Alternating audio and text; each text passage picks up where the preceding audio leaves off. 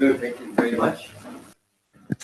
Yeah. And as I see, as I had mentioned, and as you mentioned, as you noted, I'm actually more of a labor economist.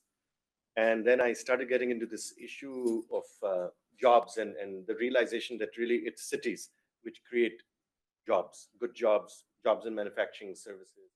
And my first research foray was with you and Ijai, my colleague over there. And we had started thinking that, okay, we're missing out on the jobs issues by not looking at urban issues. And the work we did with you using economic census data, a lot of different data, the labor force data, census data, bringing it all together.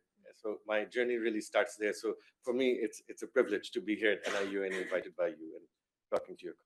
So with that, let me just give a little bit of an outline on what I'll say. I'll first talk about the motivation and also mention the recent studies that I'm going to draw upon for these for the presentation today.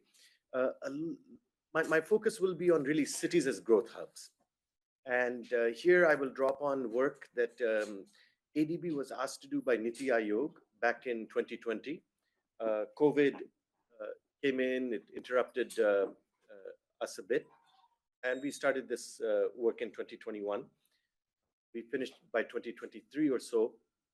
And then MOA and DEA, in the budget of 2023, you may recall that there was a mention of 2 or 3 areas of urban development. One was under the rubric of cities as growth hubs. There was also creative redevelopment. So we were asked by the government to work with World Bank and develop some framework. So here I'll talk a little bit about the framework, drawing also on our previous work with NITI Aayog. Finally, I'd like to, this is where I'd like to spend most of the time, which is on this idea that really it's at the city region levels where we need more economic planning. Right now, when we think of economic planning, it takes place at the central level, state level. It's not taking place as much as it should at the local level.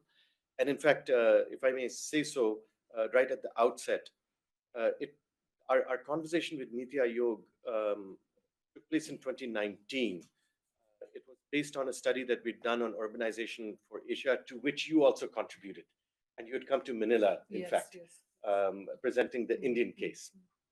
And when NITI saw that work, they said that, look, okay, this is all well and good, but we need to, can you do a study for us which focuses on India and in particular focuses on states?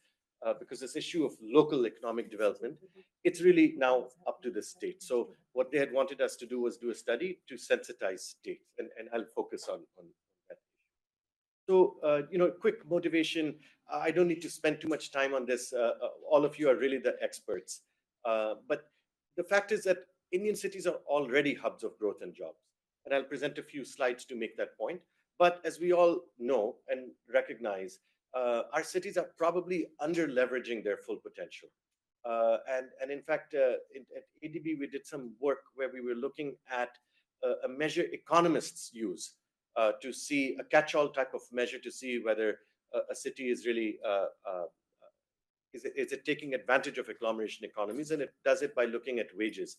And what we found is that while the literature shows that the elasticity of wages with respect to city size and density is around 10%, we found that our cities are at about the 2 to 3% mark. So that suggests a lot of underutilization of potential. We know the possible reasons: underinvestment in network infrastructure, weaknesses in urban planning. There are the rigidities in master planning. Some of our land use and building regulations tend to be quite difficult to change. And then, of course, we have this issue of metropolitan planning. Our cities are really sprawling, but you've got all these different types of governance systems. So all these issues are there. And I think in the last 15 years, they started being recognized. And in the last 10 years, there's been lots being said about these things. A last bullet is weak university industry linkages. I'd hoped to talk about that, but then I realized we don't have the time. It's also a subject that we are just beginning to work on a bit more at ADB with the government. And why university linkages are relevant to cities is something I'll be able to talk a little bit about. Anyways, the bottom line is we have a great opportunity. A lot of urbanization in India. Yes, it has happened, but there's also much more to go. So the faster we can tackle some of these problems, really, the better. And just a little bit to explain that picture over there. I was discussing this picture where the part in yellow is a census town, and that's on the left side. But if you look at the right upper side, these are very modern factories, and in fact, one of them I believe is one of the Foxconn factories in Tamil Nadu. And so we have a situation where we might experience all this unplanned sprawl, and if we have that happening, it's a lost opportunity, because we know that this kind of sprawl and all leads to the unplanned sprawl leads to congestion, it leads to wastage of resources, it has effects on jobs and productivity. So it's critical, especially in our peri-urban areas, to tackle this problem head on. The work I will be relying on is, like I said, the first one on the left side is this work we did for Niti Aayog. Our knowledge partner here was PwC. They are people we had worked with on industrial corridors and industrial parks. And since Niti was quite interested in this angle of economic growth and firms, manufacturing firms on the peri-urban areas, they were a natural partner for us. And that work, as I mentioned in the beginning, led to these different knowledge frameworks which MOA and DA asked us to work on with them. So cities as growth hubs, that's the one in the middle. Creative redevelopment is the book with green. These are all available now on the website. The work we did with Niti is, of course, been available for more than a year, but these second and third are now available as of last month at the big National Urban Forum that was held. I'm going to skip some of these things, but just want to make a point about why the city is so important from an economics perspective. And it's really, it boils down to agglomeration. So the moment you have households and firms co-located, living closely, interacting, we see that it tends to have actually a measurable effect on productivity. And this productivity gain takes place through several forces. One is simply through learning.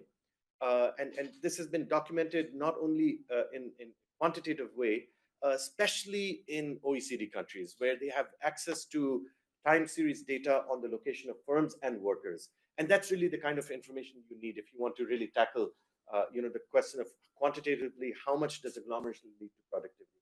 And we see in those countries which have that kind of data, you see very clearly that there is this productivity effect. But we see it from just casual observation and qualitative case studies. We see the case of garments in Dhaka, where one Korean firm comes and establishes apparel plant, and then you quickly see that the workers of that plant, in fact, go out on their own and start setting up plants nearby. Each one learns from one another, learns about markets, learns about how to make the product, who to sell it to, how to improve upon it, and it leads to this real economic boom. There are some interesting case studies on soccer balls in Sialkot, which I understand actually manufactures these footballs for even the FIFA World Cups. And again, a lot of learning. The different patterns come in, and one firm understands it, the others borrow, or whatever that mechanism is. And then, of course, in India, we have this whole issue of the startups. We put Bengaluru, but we are seeing these startups in Gurgaon, we're seeing this in Chennai, we're seeing it in Mumbai, we're seeing this at the IITs, etc. So all this is agglomeration. If you separated these people and kept them 100 km apart, you might actually not see all these learning and spillovers. Then there's, of course, the matching of input-output markets. And this works in many ways. Workers are able to find better jobs. If you feel you have certain work requirements or work characteristics, and you are just restricted to 3 firms, you may not be able to exploit your full potential. But if travel was fast in your city and you could get 15 kilometers very easily, the catchment area for you widens. And again, there's actually good data. Quantitatively, again, it tends to be for OECD countries, but these effects are clearly seen, that the matching of input-output markets that concentration allows. Finally, sharing of resources. Very interesting regularity is that if you double city size, yes, you need more petrol stations, you need more infrastructure, but not commensurately. In fact, there's this interesting, I think it's an 80-20 rule that 100% increase in the number of people, you don't need 100% increase investment in core infrastructure. You can do it by 80%. So interesting phenomena has been seen. It's a very regular pattern all over the world. So you can share all these resources. How do you test for this? So without going into too much detail, we can use labor force survey data, we can use enterprise survey data, and actually using labor force survey data is a bit easier. And in India, we have excellent PLFS data. Before that, we had the NSS-US data. And so we have actually used in our work some of this. Very quickly, I'll just go over some of these results. And you can try it even with the latest PLFS. In fact, I think a colleague of mine was just checking with the PLFS 22-23, and they find similar patterns. You will see that in cities and also in larger cities, labor force character, the labor market outcomes are better. Not only are wages higher, you find that you will have fewer casual workers, you'll have more regular workers, as per NSS definition. May not be the legal definition, but as far as NSS definitions. Another very important thing is you find that employment in large firms goes up. Why are large firms important? It's because large firms, again, globally, all over the world, you will see large firms tend to be more productive. They have more money to utilize modern equipment. They have more money to utilize modern methods of management of workers, etc. And so you see this regularity, and we see this again in our data, that if you take the PLFS samples and you split it between rural, urban, and then between urban of smaller cities and then the bigger cities, you will find again this regularity, that more workers are employed in larger firms and are better paid. I won't go into the individual items, but again, we've run all these regressions. We've controlled for industry, we've controlled for state, we've controlled for urban, rural. We look at age, your gender, of course, etc. And a few interesting findings. Again, I should say, we found this, when we used the 2011 NSS-EUS, you use more recent PLFS data, you're going to find very similar patterns. Very interestingly, gender wage gaps tend to be lower in urban areas and larger cities. And in fact, they're lower the more big firms that you have. So in a sense, it's the benefits of formalization. We see that returns to education are higher in larger cities. So in other words, every extra year of education gives everyone a benefit, but you get a bigger bang when you're located in a bigger city. So in that sense, cities are demanding of human capital. It's something that you were mentioning to me on city characteristics and implications for labor markets. So wages are higher in formal firms. I'd mentioned that before, and wages increase as we move from rural to urban and from smaller to large cities. Now, I'm sure some of you are thinking, well, larger cities are more expensive. So, okay, your wages is high, but I have to pay higher rent. I have to pay higher for vegetables. And that's absolutely fine. From an urban economics perspective and trying to understand whether urban agglomeration economies use, we are interested in nominal wages. We're not interested in real wages, because firm productivity, firm will not pay, nominally you're paying higher rupees if you are more productive. The issue of real wages is a concern for us as salaried people and as contract people. We are concerned, so from a worker welfare perspective, you have to be looking at real wages. If you are just trying to look at agglomeration economies and whether these exist, you look at nominal wages. So this is something from the urban economics literature. Those of you who are interested, you can see there's some very good early research papers which show theoretically why this distinction between nominal and real wages matters for the type of question you are asking. So here we were just interested in urban agglomeration economies. That was our interest. A little bit on growth and innovation. So when we were at ADB doing our work on urban economics, we also looked at this issue of innovation. We used the World Bank Enterprise Surveys. They very kindly provided us the geocodes of firms with a plus minus 2 kilometer fudge factor. What we did is we took those fuzzy information on geocodes, we mapped it to our data on Indian cities, and not just Indian cities, but cities from about 10 or 11 Asian countries, including China, and a number of other countries. We had Bangkok, we had a number of cities from Indonesia, Philippines, Malaysia, etc. So we looked at just, are you more productive in a larger, is the firm more productive? So we had measures of firm productivity. This was firm level data, and we found that indeed the larger cities of Asia are more productive. And interestingly, they carry out more innovation. And innovation was defined not just on the basis of whether you're doing R&D, but whether you've introduced a new innovation in terms of your production process. Have you introduced a new product? And very interestingly, because the sample size for India was so large. So for two countries, the sample size of the World Bank service is very large, China and India. And so for India and China, we were able to just zero in on doing India and China analysis separately. And the results were very strong, including in India, that your bigger cities were where the firms were much more productive. And very interestingly, we then decided to overlay the presence of universities.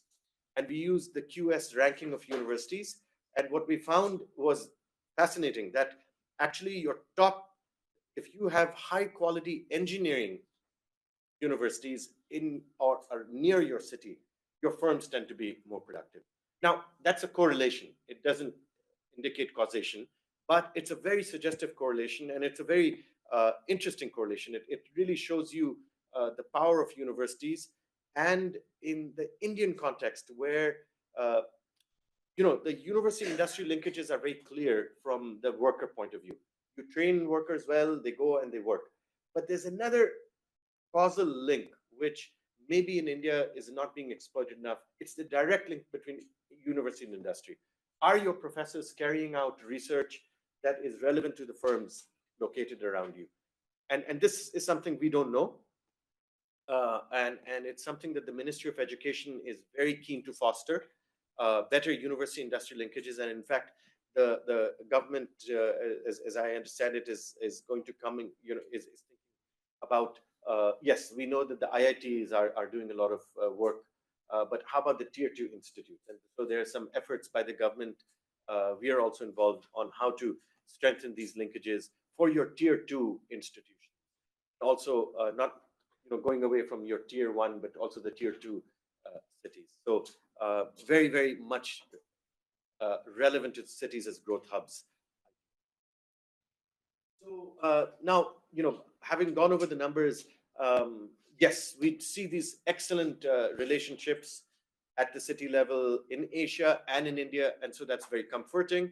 But as I had said in the beginning, there's enough evidence out there that we may not be meeting our full potential. And this is actually a slide which is not just about India. It's about virtually all of the developing world, including in Africa, including in Latin America, and a lot of Asia. And the big concern everyone has is this unplanned or messy urbanization, as some people in the literature say. Is it going to really undermine that potential that we have? And the part I've put in red, are people agglomerating without agglomeration economies kicking in? That's the biggest concern. And here, this is from our original report from 2019 that was Asia-wide. And this is, a tale of two cities, if you will, Chongqing, PRC, and Lagos, Nigeria. Two cities which, at least in 2015, had very similar population, very similar density, and you can see a huge difference in what makes these cities tick. So if you look at Chongqing, and you look at who are the key companies which are operating in and around Chongqing, you'll see it's these manufacturing giants. It's IBM, it's Foxconn, Cisco Systems. They make those internet network routers. Ford Motor Company. When you look at Lagos, it's companies which are, they are really managing the natural resources of Nigeria. Nigeria has a lot of oil, petroleum, etc., natural resources. So it's those kinds of firms. They're not directly generating jobs for the citizens of Lagos. They're managing the resources of the oil plants and the oil refineries, etc. And a lot of daily consumables. So you have the cement company, you have Nestle Nigeria, Nigerian breweries. So in the literature, there's some people who make this distinction between Chongqing being a production city, Lagos being a consumption city. And there's a lot of debate that, okay, what's good for growth?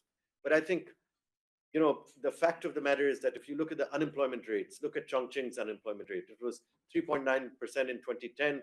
It was huge in Lagos, at least in 2010, 27.6%. So you can see that this structure of production of the cities clearly seems to be having some impact on the labor market outcomes.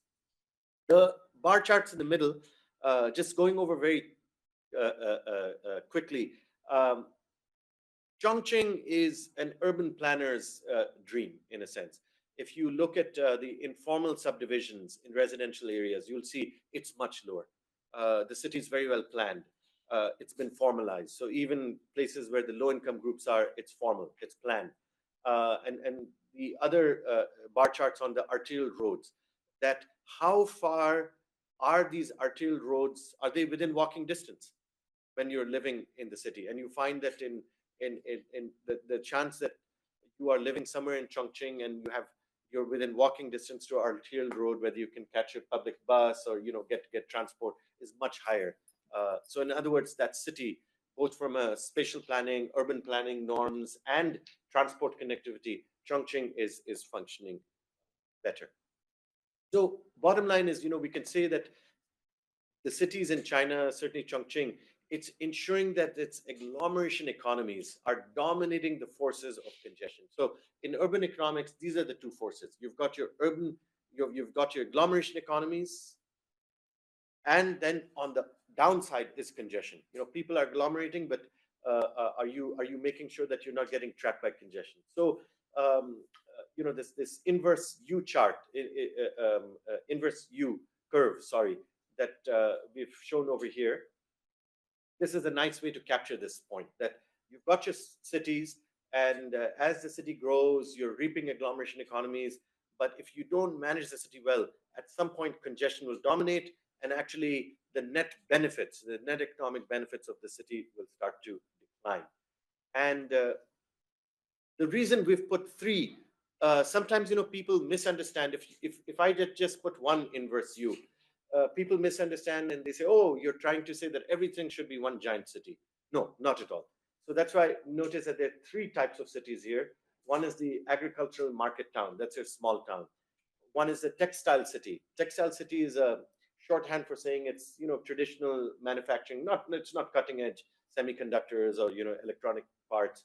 It's apparel or textiles. It's a traditional industry. And then you've got the finance city, a city like New York, London, Mumbai. And you'll notice that the concept will apply everywhere.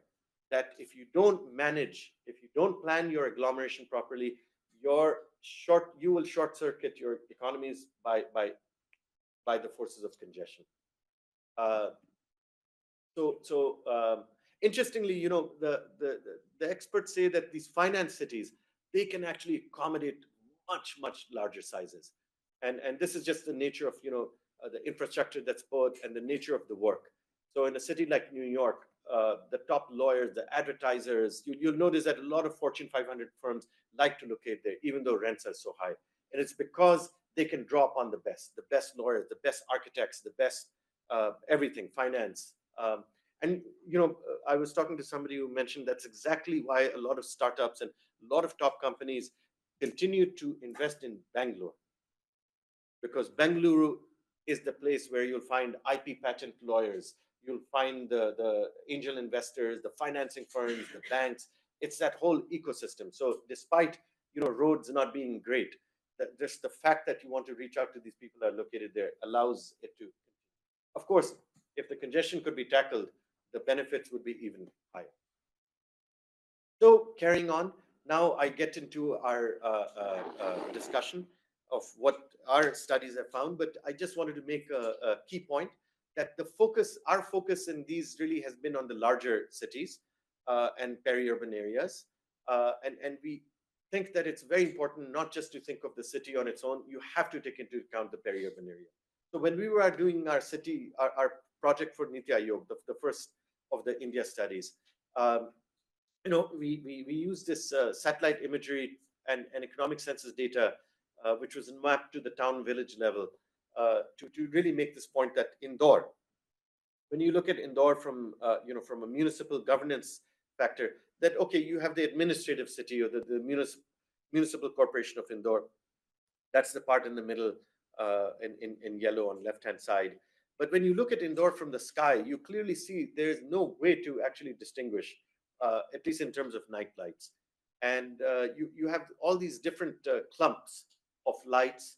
And actually, then when you go to the economic census data, you find that these are very important when you're thinking of the Indore metropolitan area. In Pithampur, you actually have some top firms in pharmaceuticals and chemicals and automotives and truck manufacturing, and they are not disconnected from Indore's main city. You have the senior management, etc., which is living in the Indore city, or even if they're in the outskirts, they are accessing the good hospitals, the schools, and even workers. We had a talk with firms, firm managers and all, and they were telling us an interesting thing. They were saying that, look, if you tell us that, oh, go manufacture something 200 kilometers from a big city, he said we cannot do it. He said forget about the managers. Good workers will not want to be located too far from the city, and so you have to think of all of us as one package. It's not just Indore is here, I'm in some other town or etc. So the planning naturally has to be metropolitan scale. We have to think metropolitan scale. So this was something very big, and I don't want to get into the details, but for those of you who are interested, this is all documented in our study for NITI in 2024, where we looked at the patterns of employment in and around Indore, and we show that this is really one unit. People that you cannot make these artificial distinctions. It's one economy, this whole greater Indore area. So now we come to the cities of growth hubs work. This is really work with a lot of excellent inputs from MIUA, from DEA, from visits to the states, which MIUA kindly asked and arranged us to go, and the MIUA team was there, including from town planning. And please do have a look at these works there, as I mentioned, they're up on the website. And I'll present just a very brief snapshot. But basically, what we do in this report, we make this point that, look, if you want to get the urbanization right, and please note, this one is all from the cities as growth hubs. So it's that growth, economic growth, which is sort of at the heart of how framework is looking. The first thing is the economic vision. So what we know about Indian cities is that the economic planning is not taking place at the city level. It's taking place at the central level, at the state level, and that's important. But somehow the city municipal commissioner's office, etc., is not really looking into the economic function. So we have the 74th constitutional amendment, which talks about the devolution of these various functions. One of them is the economics, but we don't see this happening. And so what we call for in the report is basically, look, some economic visioning has to be happening at levels. I'll get into this in more detail in the third part of my talk. The second thing is the integrated economic urban transport plan. That okay, even if you can get economic planning at the local level, the integration between that and your spatial urban planning and transport, absolutely critical. And the report talks about how to make progress on these points. CDMA, of course, Chennai Metropolitan Development Authority has been doing a lot of work. UMTA is there. I think Chennai UMTA has made a lot of progress on that. There's some discussions on these issues. in the report, ways forward, etc. Third issue, land markets. I think this is something the chief economic, the Economic Survey of India and the chief economic advisor has been saying for some time, that really two big factor markets for the Indian economy, for Viksit Bharat, that we got to get sorted out is the labor market and land market regulations. Now, labor market, we have just seen over the last 10 days, real major announcement. The four labor codes getting implemented had been notified earlier, but I believe that the notified was waiting for the rules and the implementation, and now that has been announced. So we will soon see, I believe, if I'm not mistaken, we will see before April 1 the rules being formalized, etc. So this is major, which leaves land. Of course, on labor regulations, there's a lot of action at the state level because it's on the concurrent list. I think we are seeing a lot of action on that. It's the land regulations, and where I think really a lot of progress still needs to be made, and it's a state subject. So again, sensitizing states becomes extremely critical. Institutional capacities, whether it's town country planning, etc. Here, I would just say that I think the high-level committee that MOA set up, Keshav Verma's 2 volumes, delves into great detail on town country planning issues, master planning issues. So that's another thing that we have pointed out that has to be part of the agenda. Transport and connectivity, absolutely critical. A city without transport is not a city. I mean, what makes a city really a city is the fact that you connect so easily with each other. And finally, financing. So on financing also, we've got a section, there, appendices, and this is where, in fact, the financing discussion distinguishes between city sizes. What a Mumbai or a Bengaluru can do cannot be done by a smaller city. So the report talks about the different types of cities and what can be done. Have a look. That's not my area of expertise, but critically, without the finances, you really can't do it. So, as I said, I'll spend a little bit on the economic visioning. And one of the things we've done in the knowledge frameworks, we have repeated the call by Mr. Keshav Verma's high-level committee reports to MOA, which called for a City Economic Development Council. And we had actually also with NITI called for a city, we had called it a City Economic Council. And even previous to that, there's a NITI report which calls for the need for City Council. And the City Economic Council, at a minimum, it's got to identify what are the firms and sectors which are driving the city's economy. What's driving the jobs in the city? And what do you want your city to be in 10 years? That issue of identifying a city vision is very critical, and it needs to be done at the local levels.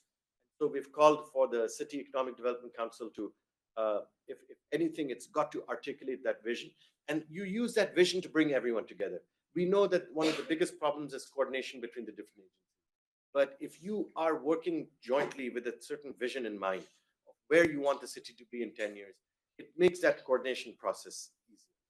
And, in the report, we talked about the fact that actually world over, you have these city planning, city economics is actually there. We know it's there in a big way in the People's Republic of China, their cities, but it's not just there.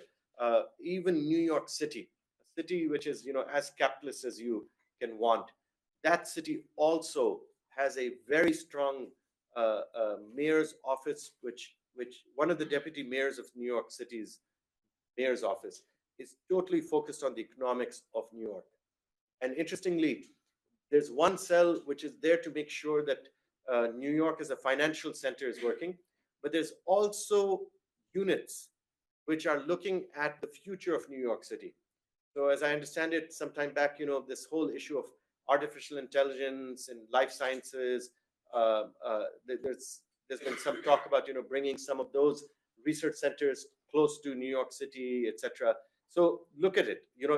Here's a city which is built on finance, but it's thinking about non-finance issues. And then there's a unit which looks at the SMEs, all the stores, the small restaurants and the grocery stores of Manhattan. How are things for them? How can business procedures, regulatory procedures be improved for them? So that's happening at New York City level. So it's not just Chinese cities which are doing this. You've got this happening in cities, dynamic cities around the world. The issue of synchronizing, I've already made that point. So again, not to go over too much, but we talk about the different models that are out there, including in India. We are seeing, we trip to CMDA, Chennai Metropolitan Development Authority, and they showed how they're looking at this third master plan that they're developing that will go on until 2046. They're planning for that. NITI has this cities as growth hubs concept. They've been helping Surat develop a regional economic development authority. So this is very much in lines of bringing economic planning and coordination really to this local levels. And interestingly, it's not just done at a one municipality level. It's really taking a coordinated city region type of approach. And I read in the newspapers, I think a few weeks ago, Andhra Pradesh has announced Vishaka Patnam, Vizag related Vishaka Economic Region Authority. So I don't know if I think they're planning about it, but there was an article in the newspaper that the government has announced that they are now thinking of authority, and it will include, of course, Vishakhapatnam district, but also adjoining districts. I think total of 8 of them, and there will be the regional authority, and they will think about the structures of this. So this is happening. We have seen Greater Bengaluru Authority now underway. So this metropolitan planning is going on, and I think my only point I'd like to emphasize is that the economic planning for that region. Land again. I'm not going to say too much. It'll be great to get your views. But what we have done is we have laid out, the fact that we know that the land issue is a challenging one, but central, state, local governments have a lot of land. And one of the first things cities should do is really take stock of that land. That exercise is happening in some of the bigger cities, but we think making this really part of every city's agenda is important. Because that's in the context of brownfield development, and given that land assembly is difficult, the low-hanging fruit is really the land with the central, with the public agencies. Modernizing land records, the cadastral data, land, that also has to be part of the action. It is happening. It's a medium-term, long-term process, but these things have to go on. A third bullet, which I'll just say, is identifying rigidities in master planning, building bylaws, and then these land conversion process. This is something that states really need to take on in a big way. Again, it's happening. Some months ago, I believe Uttar Pradesh has notified changes to its building bylaws, basically looking at issues like floor area restrictions, looking at the setbacks where they're too stringent, consider relaxation in certain areas. So we are seeing this happening, and it's a process which we think will actually help on the land use process. We talk about other things also. Land pooling, land assembly. This is important. I'll show you a picture later on about just importance of land assembly. How do you? I think one of the big things is now, how do we incentivize? How do we make these processes faster for land assembly, especially when it's connected to core infrastructure like transit-oriented development? So connectivity, I won't say too much more. This is one of the charts I wanted to show, and why this has so much importance for city economy. So the chart on your left-hand side is a map of Seoul. And you'll see the blue circles are where the metro stations are. And you'll notice that invariably the blue circles are in areas which are shaded in red. And the red are where you have the tallest buildings. So the floor area FAR regulations are the most relaxed in those areas. And actually the government encourages tall buildings over there. And the reason is very simple. What they want is the costs of building a metro are standard everywhere in the world. It's an engineering question. A bridge costs this much to build, a tunnel costs this much to dig, and etc. What's really interesting is that the benefits of a metro will depend very critically on urban planning. So in the case of the Seoul, you will get your highest economic returns when you're able to take people from tall residential towers where they have easy access to a metro station, and then you take the metro and you get to your place of work. Again, not much walk needed. The station opens up into these tall towers, etc. Or good last mile connectivity, good para transport, and you're there. You don't need to take your car or your motorcycle to work. You've decongested the city, you've brought down the greenhouse gases, you've actually saved on time, lots of benefits, and you've improved ridership of the metro so that you're able to use user charges to really pay for this hugely expensive infrastructure. That's the concept. And in fact, for Bangalore Metro, BMRC and RITES very kindly provided us this excellent data that they had collected from a survey and of riders at about 30,000 households. And we married it with a quantitative spatial model. The spatial model was, we had a collaborator from the United States. He's an expert on quantitative spatial modeling. And we had all this data on Bangalore preferences, the ridership, where people live, where people work. We also used some population census and economic census data, and we brought it all together. What the quantitative spatial model does is it basically models the behavior of firms, of households, and land developers. And you have to feed it information on prices, etc. And the model has, it looks at the supply of land, and then develops, what might be rentals, what might be the price of land, and you're able to run simulations. And I won't go into too much detail, but I do want to highlight a few features of the bar charts that you see on the right. And basically, we looked at different scenarios. And essentially, scenario one is where you just build the metro, and then you let Bangalore urban planning be as it is. And you find that the metro has good advantages. It actually leads to city GDP going up about 4 to 5%, 4 to 6%. Then what we did is we looked at scenarios where Bangalore, if it had tall buildings right outside the stations. And here you see the biggest bang. You see about 14-15% increase in city GDP, if that was possible. We also looked at a scenario, that's the next one, where you just let there be tall buildings anywhere in Bangalore. It doesn't matter whether it's close to the station or not. And in fact, interestingly, the biggest bang comes when you allow tall buildings really around the TOD zones.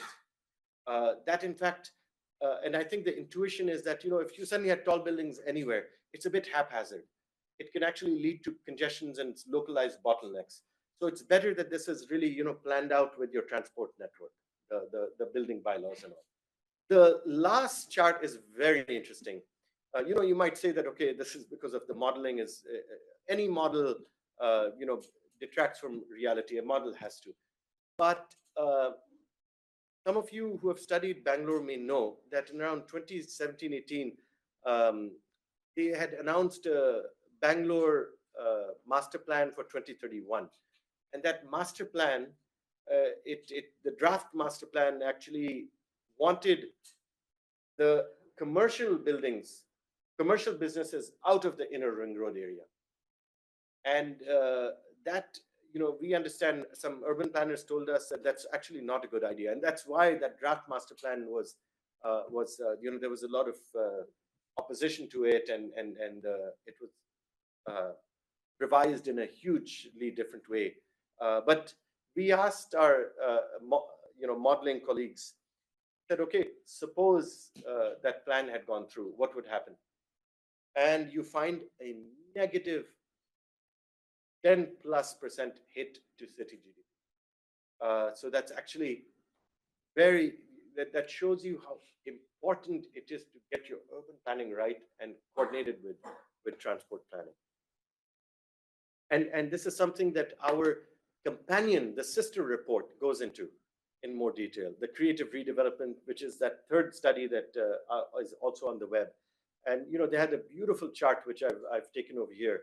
And, they point out how A, type A is really, it's the most efficient from many perspectives, where in the city center, you have a lot of your tall buildings, and people come in from around it, and that has many, many benefits, many economic benefits, and many benefits for the environment, etc. And that's your type A city. Now, interestingly, they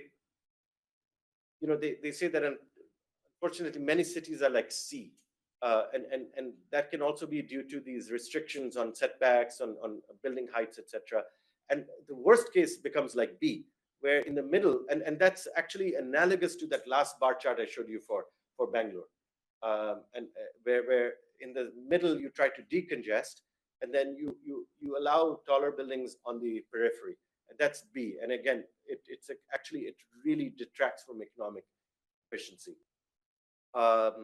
D is sort of in between, that allows some densifications in the middle, and you have your tall buildings. So this is like, I guess if I think of Delhi, the two extremes might be Noida and Gurgaon, where we're having tall buildings, but we're actually seeing Delhi also now revise.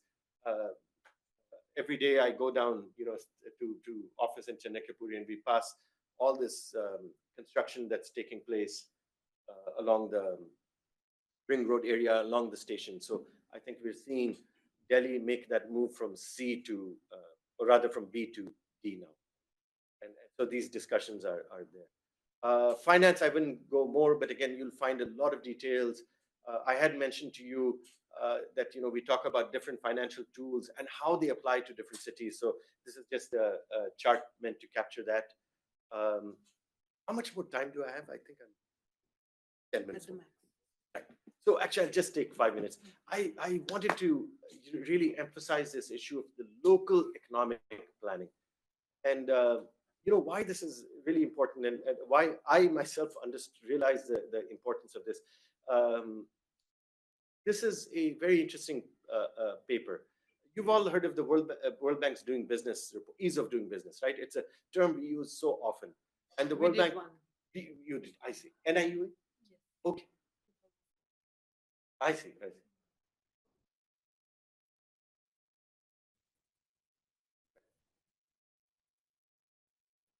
And we used it. We used it in our paper. So I am here thinking of the original doing business, which was for firms, which was like how fast can you start a firm? You want to start you want to make an apparel plant. How fast can you do it? Suppose the apparel plant fails. How fast can you close it? Etc. etc. So there's a professor from Chengchai, US, and he was very puzzled because he looked at the World Bank's 2013 report, and China's rank on ease of starting a business was 151. It was amongst the worst in the world. Now, this is the period where China was becoming the manufacturing workshop of the world. So how can China be so difficult? So he put together a group of researchers from Hong Kong and Tsinghua University. And first step was they were wondering, did World Bank get they code the regulations wrong? They did about some initial work, and they said no. World Bank's coding was fine. The regulations are on paper very problematic, very difficult to start a business. And so they dug deeper into what's going on. How do you reconcile these two facts? On paper, such problematic regulations. On reality, so much business coming in.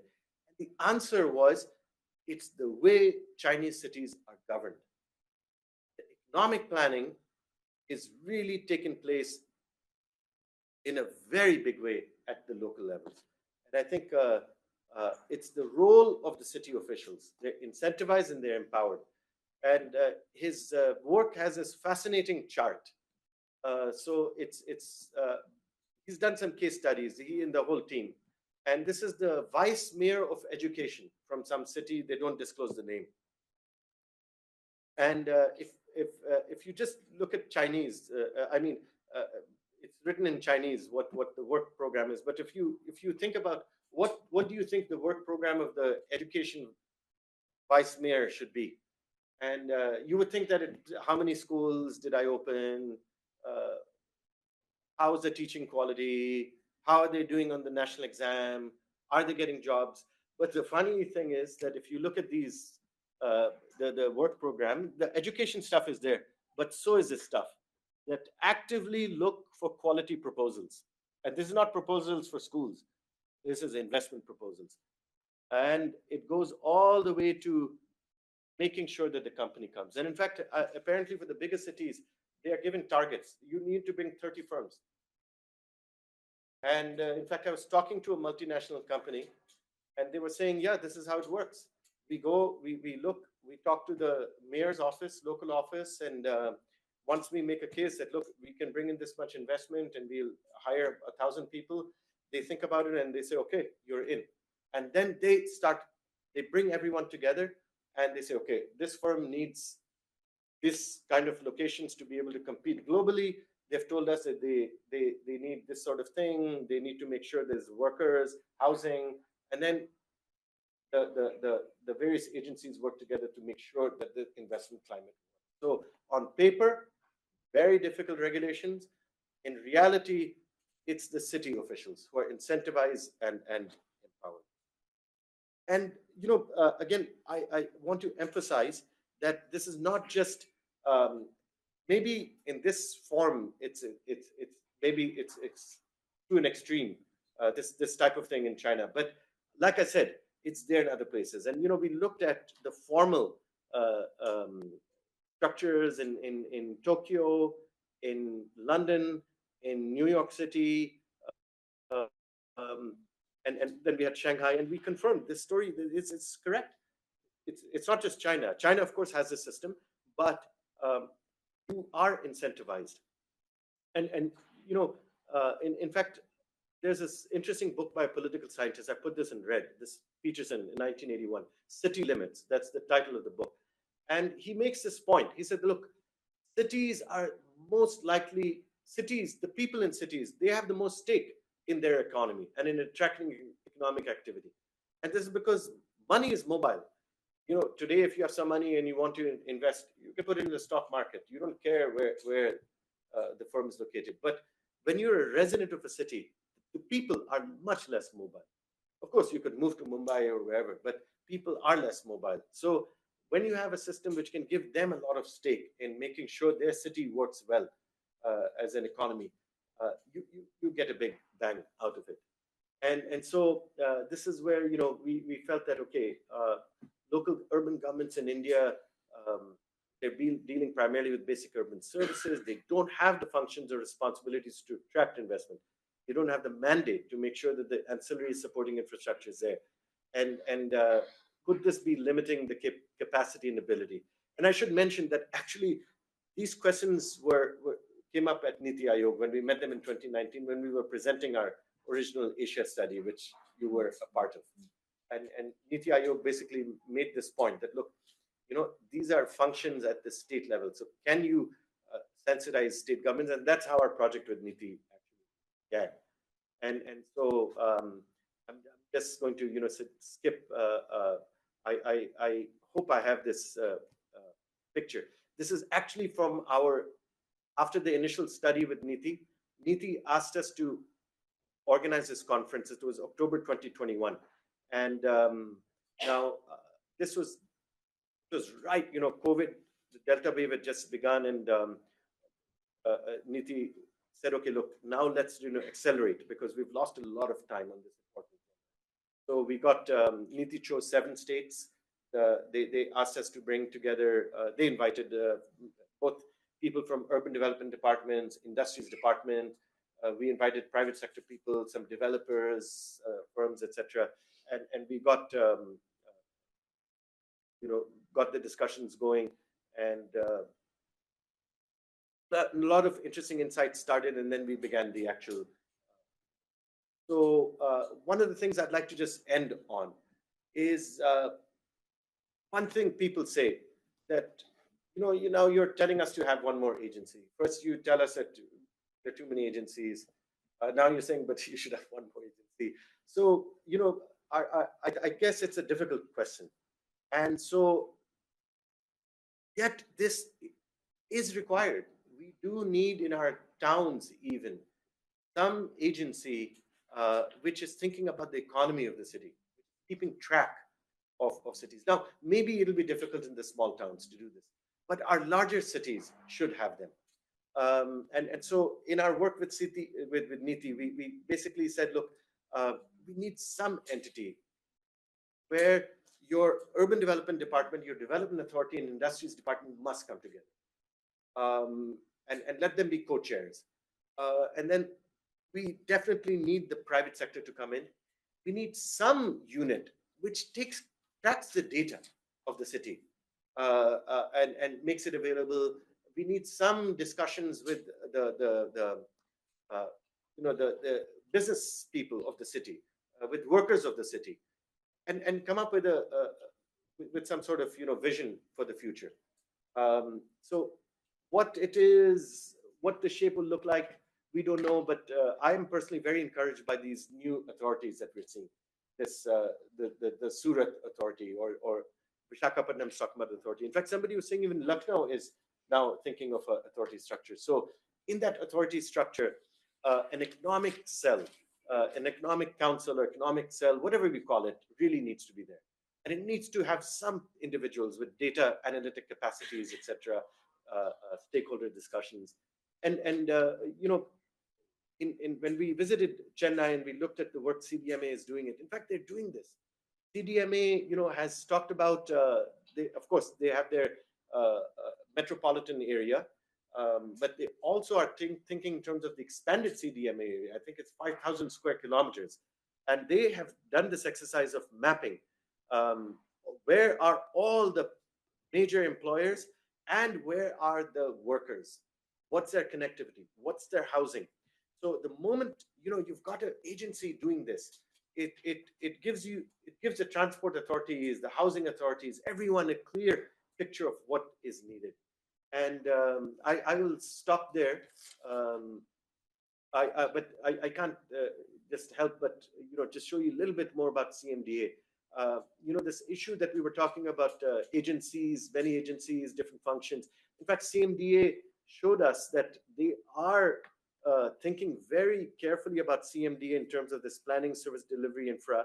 And what's interesting over here, you'll notice that policies and promotion, there's a whole cell, this guidance, Tamil Nadu, which is really helping not just the state, but it's actually helping CMDA think about Chennai as a growth hub. We know it's already growth hub. They want it more. And in particular, what they're doing is they're saying, look, Chennai has done well in manufacturing. We have all these small manufacturing parks, but they should go out now. And these areas should be redeveloped as IT, GCC, global capability centers, etc. So that whole process of the industries division, the industries department, or IT, it can be anything, tourism, whatever your city is has as an economic engine, that is coming into the decision making. So this was again very encouraging to see, and we realized in the course of our discussions, they're actually doing all this. They're looking at the key sectors driving the city, and engaging in discussions with stakeholders, seeing what public inputs they need, and then working on how to. So with that, thank you very much. Looking forward to reactions and discussions. Thank you. I think 1 hour was too less. This, and, because there is another meeting just in 5-7 minutes. We have another brainstorming maybe in a month's time or whenever it's convenient to you. Now, Absolutely. my team knows the work, thoughts, yeah. the work, and let us also go through the publications, and we come back with more evidence-based interjections, and so that Right. whatever work we have been doing over the last 1.5 years, work with the ministry. I think there is a lot of resonance in what you are suggesting and what we are doing, and the results. We are also for the results, along with Center for Public Policy being set up, which is again trying to look at better industry academia linkage. So how do we go about? I can also your guidance on that. Again, the point which you made about the urban agglomerations. I think at the 2011-74 urban agglomerations, we draw a radius of 50 kilometers around those. % of the urban population is. So as growth hubs concept could be based on those, right? And that will also take into account the small towns, the census towns, the very urban areas about which we are all concerned. And on the cities as economic, the local economic development to be driven from the city, rather not as a top-down, but as a bottom-up approach. And it's already there in the 74 Act, but it did not happen. You remember when you first time discussed the research, you kept on asking me that, but this should be done. This is what it is. I said, but in India, the cities are not that mature to take up the economic function. Cities do not decide. It just happens in an organic manner. And the state decides, not the city. So how does a city take up that function in a more structured manner? I think in all those aspects, we could brainstorm whatever work we have done, 1.5 to 2 years. What we'll start, we are just going to study on with NIUA. What would be the best way to go about